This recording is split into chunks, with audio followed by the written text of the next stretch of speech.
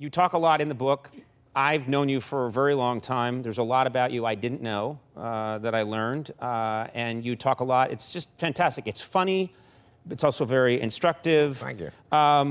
What's interesting is that for a lot of us who knew you as a comedy writer and performer, it was a strange period of time when you were elected to the Senate because you made a conscious effort not to be funny. And you talk about this in the book, but you thought that that would maybe be detrimental to your career. Well, what happened was I won my race by 312 votes. It was the closest race in history by the Senate. And and they had used a lot of what I had done in comedy and put it through a machine called the dehumorizer, which was a $15 million machine built with state-of-the-art Israeli technology to remove all the humor from anything and just leave it as something offensive. So when I got to the Senate, I just said, I have to prove to the people of Minnesota that I'm going to be a workhorse and I'm going to be serious. So I just would not, I just had to, and I asked my staff to be the dehumorizer, and they were very good. One of the things you do as a senator is you write to constituents. You write notes, and the first note I got, there's a woman in Minnesota, Ruth Anderson, who's turning 110.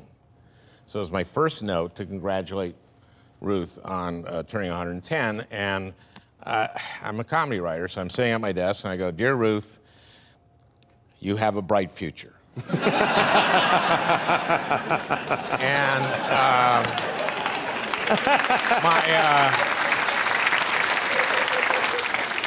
my assistant takes it, and my chief of staff comes back, and about a minute later and goes, "What's this?" And I said, "Well, it's a joke. I thought she'd enjoy it." And he goes, "And do you think her family will enjoy it? Do you think her grandchildren will enjoy it?"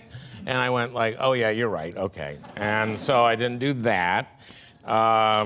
It's just, there was a ruling, I think you did, there was a Supreme Court ruling on marriage equality, and which was a great historic ruling, 5-4, and Scalia wrote this terrible, obnoxious dissent.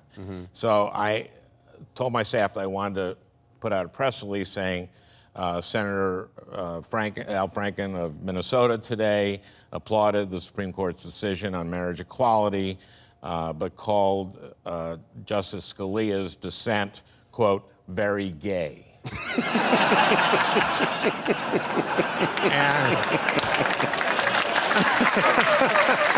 Eighth grade sense, And they went, no. And I went, come on. And this was after I was reelected. So at that point, I was going like, I could do that. And, we didn't do that.